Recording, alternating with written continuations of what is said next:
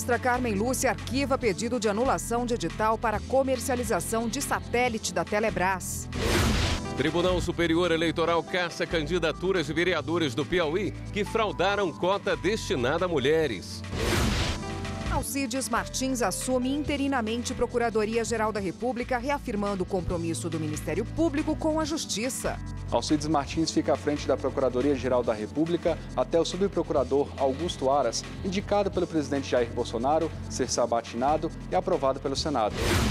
E a inteligência artificial em favor da justiça. O plenário virtual do Supremo é uma dessas ferramentas que ajuda a dar agilidade às decisões. De um ano para cá, o plenário virtual julgou mais de 3.000 processos.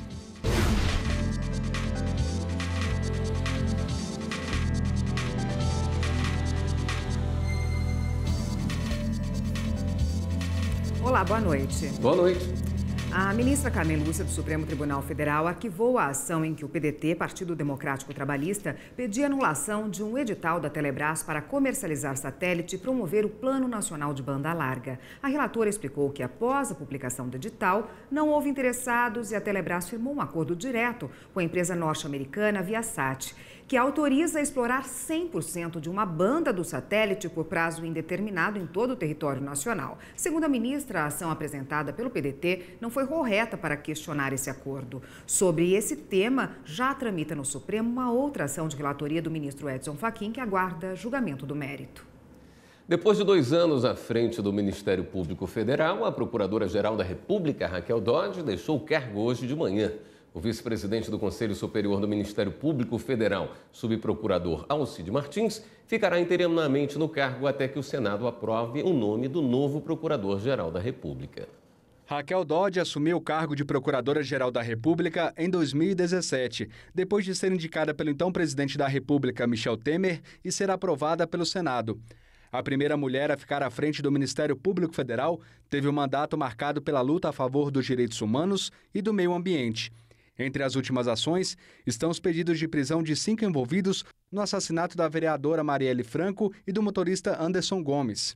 Hoje, seguindo o regimento interno do MPF, Raquel Dodge entregou o cargo ao vice-presidente do Conselho Superior do Ministério Público Federal, o subprocurador Alcides Martins.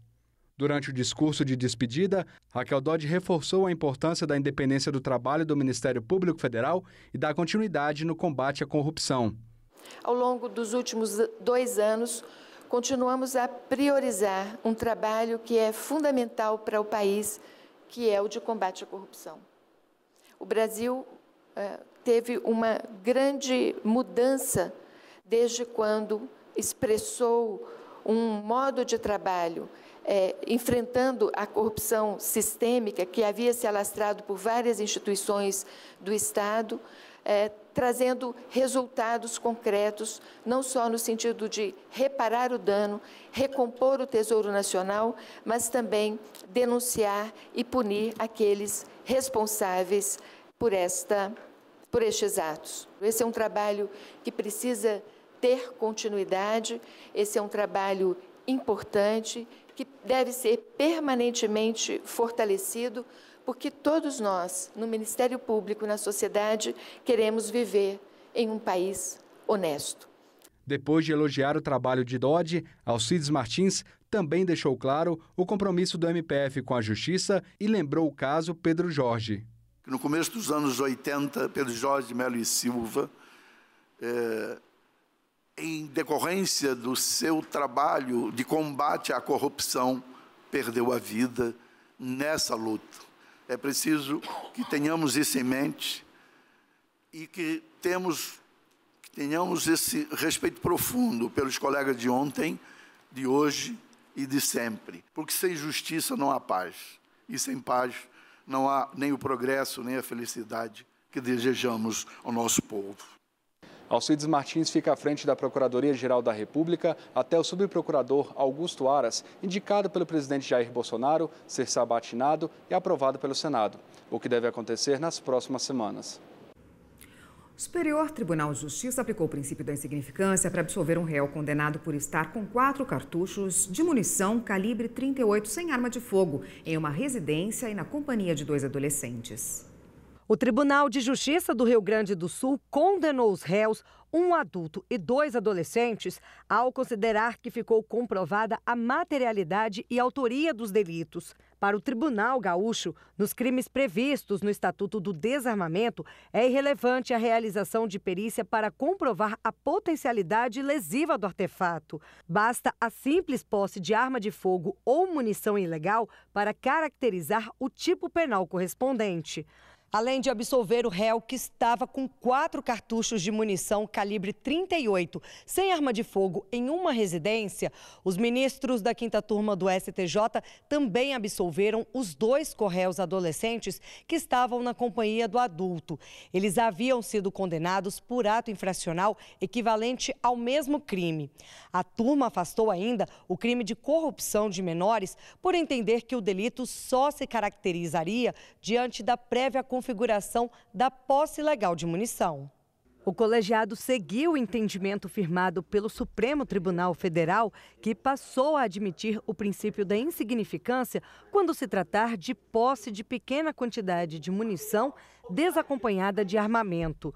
O relator, ministro Ribeiro Dantas, frisou que, ao ser reconhecida a atipicidade da conduta prevista no Estatuto do Desarmamento, é necessário absolver o réu também em relação ao crime de corrupção de menores.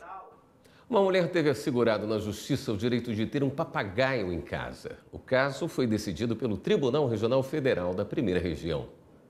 A 6ª turma do TRF1 levou em consideração o fato de que o papagaio já é domesticado e vive com a família que cuida muito bem da ave há mais de 20 anos. Os magistrados ressaltaram que a Lei 9.605 de 98 e o Decreto 6.514 do mesmo ano autorizam o juiz a deixar de aplicar pena na hipótese de guarda doméstica de espécie silvestre, quando não ameaçada de extinção. A idosa de 79 anos entrou na justiça para garantir o direito de permanecer com o papagaio e anular a autuação do Instituto Brasileiro do Meio Ambiente e dos Recursos Renováveis. O IBAMA alegou que a legislação prevê que todo animal silvestre é propriedade do Estado, ou seja, não é possível regularizar a conduta da autora da ação. O TRF1 destacou que a espécie não está em extinção, portanto, a ave deve ser devolvida definitivamente à idosa. O plenário do Tribunal Superior Eleitoral cassou por maioria de votos as candidaturas de todos os integrantes de 2 coligações à Câmara Municipal de Valença do Piauí. Com a decisão, 6 vereadores eleitos em 2016 perdem os cargos. No processo julgado pelo plenário do Tribunal Superior Eleitoral, políticos das 2 coligações eram acusados de fraudar candidaturas femininas para alcançar a cota de gênero mínima de 30%, determinada pela lei eleitoral. Entre eles, 6 se elegeram vereadores nas eleições de 2016. O Tribunal Regional Eleitoral do Piauí já havia cassado todos os envolvidos que teriam se beneficiado da irregularidade, chamando a atenção para o fato das mulheres candidatas não terem feito campanha, uma delas não ter recebido nem mesmo um único voto. O julgamento do processo já havia começado a ser analisado em sessões anteriores. Foi retomado com o voto do ministro Tarcísio Vieira de Carvalho Neto, que acompanhou o relator ministro Jorge Mussi e votou pela cassação do demonstrativo de regularidade de atos partidários das 2 coligações.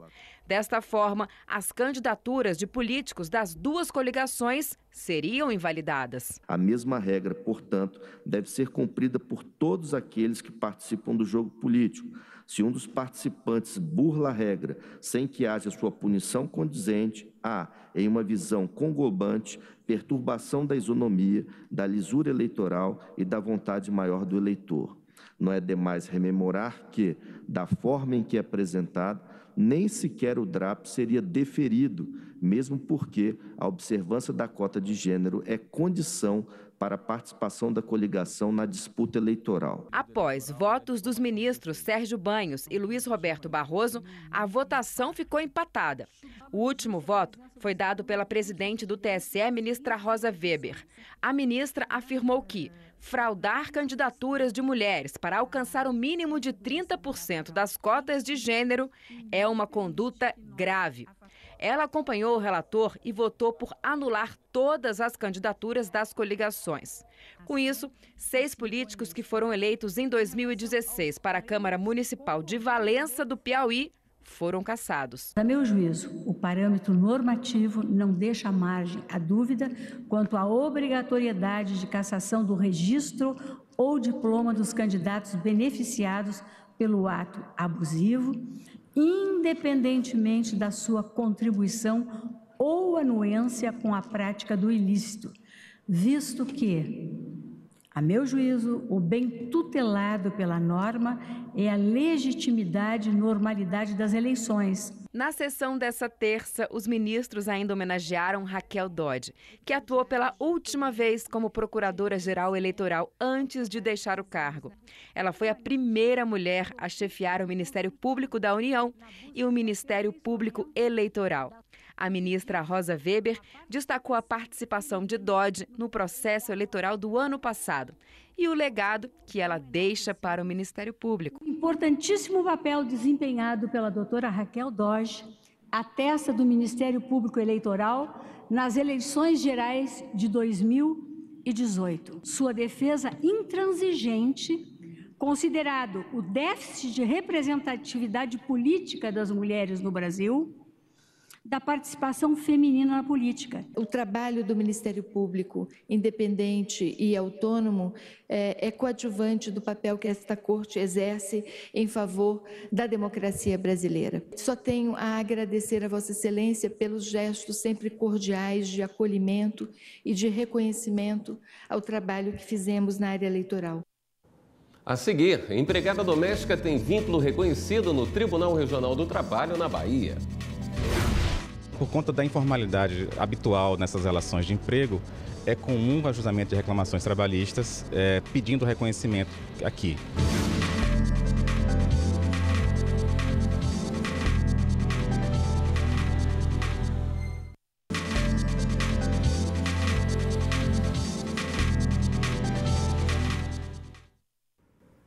Mais de 400 mil pessoas trabalham como empregados domésticos na Bahia, mas apenas 70 mil têm carteira assinada. No ano passado, o Tribunal Regional do Trabalho recebeu quase 2.000 reclamações. Muitos ganharam a causa.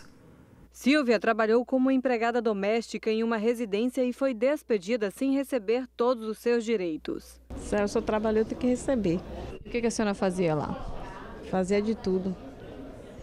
Tomava conta de criança, lavava, cozinhava. De acordo com dados do IBGE do segundo trimestre deste ano, na Bahia existem 413 mil trabalhadores domésticos, mas apenas 70 mil com a carteira de trabalho assinada.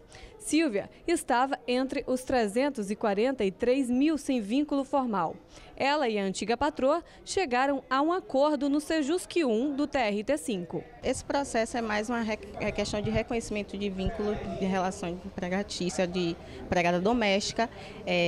A reclamante trabalhou durante 6 anos na casa da reclamada e aí reivindicou esse reconhecimento mais as verbas rescisórias. Por conta da informalidade habitual nessas relações de emprego, é comum o ajustamento de reclamações trabalhistas pedindo reconhecimento aqui, né? Até por conta do aumento de direitos que foi garantido pela PEC dos domésticos em 2014, 2015, isso acarreta uma maior informalidade, porque a tendência é que quanto mais direitos, menos haja o reconhecimento espontâneo desse vínculo. No caso da Silvia e da patroa, a batalha judicial foi evitada com a conciliação. O processo foi muito tranquilo, muito aconchegante, acolhedor para as partes, de maneira que foi essencial para que se fechasse um acordo e colocasse fim à demanda. No dia 6 de outubro, vai ter eleição em todo o país para a escolha dos conselheiros tutelares. Na reportagem que você vai ver agora, vamos mostrar quem são esses profissionais e qual o papel deles na sociedade. De um lado da mesa está Marcos Pereira, conselheiro tutelar. Do outro, uma mãe em busca de vaga para o filho em creche no Distrito Federal. Com atenção, ele ouve o pedido e dá as orientações para ela conseguir o serviço público. Caso a criança esteja fora da escola, vamos lá e requisitamos o Serviço Público Regional de Ensino, solicitando que a criança ou o adolescente seja inserida dentro do ensino educacional. Hoje são 5.656 conselhos tutelares em todo o país. Eles foram instituídos em 1990, previstos no Estatuto da Criança e do Adolescente. São autônomos e permanentes, e os conselheiros são escolhidos pela sociedade. É um órgão de execução de medidas de proteção para crianças e adolescentes. Ele recebe casos de ameaça ou violação de direitos de crianças e adolescentes e aplica as medidas de proteção pertinentes e faz os encaminhamentos para que sejam sanadas aquela situação de violência ou ameaça de direito a crianças e adolescentes. Nós fazemos contato com os órgãos, atuamos junto com o Conselho Tutelar, junto com os demais órgãos do sistema de garantia de direito das crianças e adolescentes, para que seja fornecida a necessária proteção e a solução dos problemas que são muitas vezes complexos demandam a atuação multidisciplinar desses órgãos. E quem pode ser um conselheiro tutelar? Primeiro é preciso ter, no mínimo, 21 anos de idade e passar por uma avaliação escrita. Os aprovados são chamados a apresentar a documentação. Só depois podem se candidatar. É necessário ainda ter trabalhado por no mínimo 3 anos em atividades envolvendo menores de 18 anos. Mas é importante lembrar que os municípios têm autonomia para definir outros critérios de seleção. Irã quer se reeleger. Ele exerce a função há 13 anos. Uma escolha com base na própria experiência de vida. Eu cresci numa invasão, vizinho aqui dessa cidade, no Areal, e desde então me envolvi em movimentos sociais e sempre pensei em não ser tão injustiçado pelo Estado. Foi onde eu comecei a me interessar pelo Conselho Tutelar. Irã e Marcos sabem dos desafios de trabalhar nos conselhos tutelares. Na maioria dos locais não há estrutura ideal para os atendimentos. Faltam espaços adequados, equipamentos e veículos.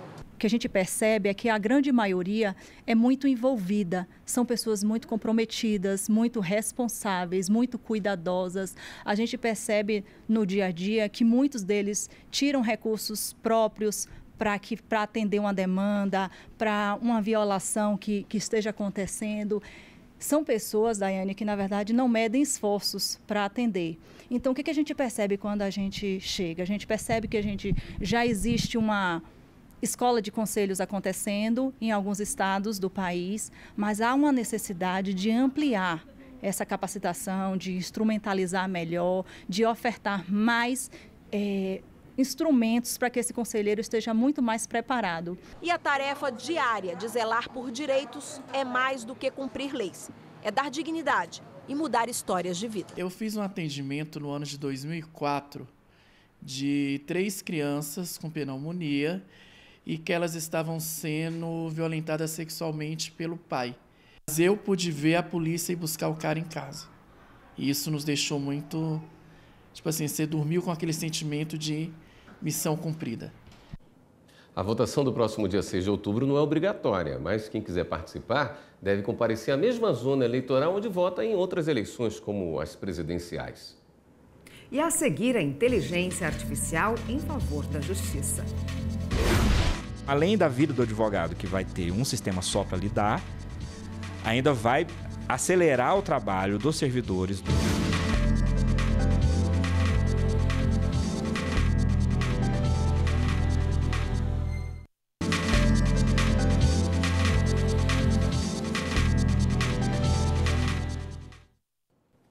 Foi lançada no Salão Nobre do Tribunal Superior Eleitoral a revista do Colégio Permanente de Juristas da Justiça Eleitoral. Esta é a primeira edição da revista de jurisprudência do Colégio Permanente de Juristas da Justiça Eleitoral, o COPEG. Ela traz as principais decisões relacionadas a temas como propaganda partidária, participação feminina, doação de recursos de campanha. Nós estamos extremamente satisfeitos com a oportunidade, a possibilidade que foi ao Colégio de Juristas da Justiça Eleitoral reunir os mais importantes acórdãos, decisões na perspectiva desses juristas, espalhados por todos os tribunais regionais eleitorais e também no TSE, daquilo que constitui o que de mais relevante se discute na Justiça Eleitoral, os temas mais atuais, os temas mais complexos, e reunir tudo isso numa publicação, esperando que todos possam, assim, ter fácil acesso a essas tão importantes decisões da Justiça Eleitoral. O evento contou com a presença da ministra Rosa Weber, que não era apenas mais uma convidada. O espaço ocupado por ela na capa da revista também não é por acaso.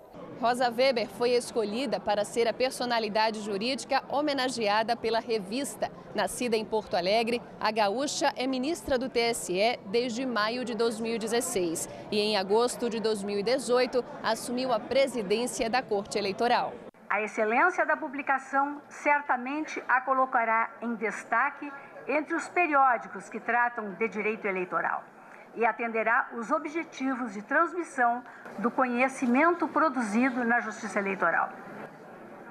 Reitero a todos, os meus mais cordiais cumprimentos, agradecendo, enaltecida, a bela homenagem nesta primeira edição, que recebo como prestada à presidência do Tribunal Superior Eleitoral, que para minha imensa honra hoje ocupo. A ministra ainda recitou versos do poeta Fernando Pessoa como uma analogia aos frutos que podem ser colhidos com o lançamento desta edição. Pouco a pouco o campo se alarga e se doura. Estou certa de que o campo em que lançada a semente desta primorosa publicação irá se alargar e florescer.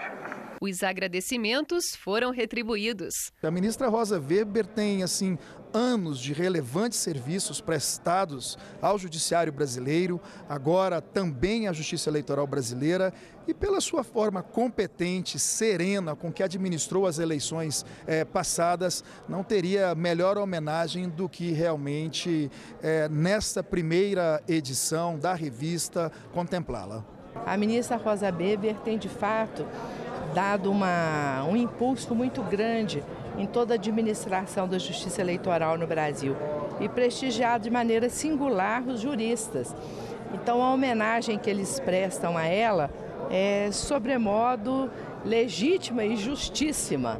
Com quase 600 páginas, a obra tem julgados do Supremo Tribunal Federal, Tribunal Superior Eleitoral e tribunais regionais eleitorais. Entre os juízes que contribuíram com votos e ou acórdãos estão os ministros Marco Aurélio Melo, Edson Fachin, Alexandre de Moraes e a presidente do TSE, Rosa Weber. O prefácio da revista foi escrito pelo ministro do TSE, Tarcísio Vieira. No momento em que esta corte revisita e reedita os seus 72 enunciados de súmula, a revista é, por igual, uma prestação de contas à comunidade especializada em direito eleitoral. É hora de dar um giro na rede para saber das últimas notícias.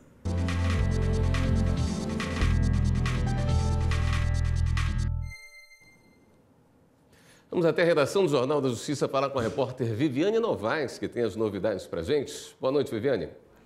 Boa noite, William, Érica, e boa noite a todos. Olha, a gente traz notícias do Supremo Tribunal Federal. O ministro Celso de Mello divulgou o texto da ementa e do acórdão do julgamento que criminalizou a homofobia. Os atos contra a homofobia devem ser enquadrados como tipo penal definido na lei do racismo, até que o Legislativo edite lei sobre o assunto. Já o ministro Alexandre de Moraes decidiu. O órgão especial do Tribunal de Justiça de Goiás pode julgar processo administrativo contra um magistrado do Estado. Antes, apenas o Tribunal Pleno tinha essa atribuição, segundo uma decisão do Conselho Nacional de Justiça. O ministro afirmou que, de acordo com a Constituição, o órgão especial tem todas as atribuições do Tribunal Pleno. E o Partido Social Liberal entrou com uma ação no Supremo contra o crime de denunciação caluniosa, previsto no Código Eleitoral. Esse crime tinha sido vetado pelo presidente Jair Bolsonaro, mas o Congresso derrubou o veto e restabeleceu a norma. Bem, e para encerrar, a gente mostra o que o Supremo investe em inteligência artificial para tornar os julgamentos dos processos mais rápidos e facilitar a vida dos profissionais do mundo jurídico. Eu e a minha equipe fomos conferir. Veja na reportagem. Setor de Tecnologia da Informação do Supremo.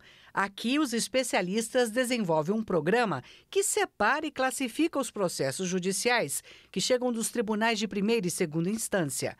É um bom exemplo de inteligência artificial. O próprio computador identifica os casos relacionados à repercussão geral, aqueles em que a decisão deverá ser a mesma para todas as ações semelhantes no país. Isso traz economia de tempo e dinheiro E essa dobradinha de benefício se estende a outras iniciativas da Suprema Corte no mundo da informática. Você já ouviu falar no plenário virtual? Os ministros não precisam ficar neste salão aqui, já bastante conhecido dos brasileiros. Os magistrados votam pelo computador, cada um em seu gabinete. De um ano para cá, o plenário virtual julgou mais de 3.000 processos. Essa semana, mais uma novidade. O Supremo assina um contrato com uma fundação de inovação tecnológica que vai criar um sistema informatizado para integrar os processos do STF e do Superior Tribunal de Justiça com todos os outros tribunais do país. Isso vai agilizar o trabalho de todo mundo e também facilitar a vida dos advogados públicos e privados. Esse novo sistema vai automatizar. Então, além da vida do advogado, que vai ter um sistema só para lidar, ainda vai acelerar o trabalho dos servidores nos tribunais aquós, que a gente chama os tribunais que estão sendo, de onde estão vindo os recursos, para a subida dessas peças ao Supremo, ou seja, vai dar mais celeridade para o processo. O Supremo também vai implantar um novo sistema de pesquisa de jurisprudência. Para quem não sabe, jurisprudência é o conjunto das decisões dos ministros de acordo com o que eles interpretam da lei.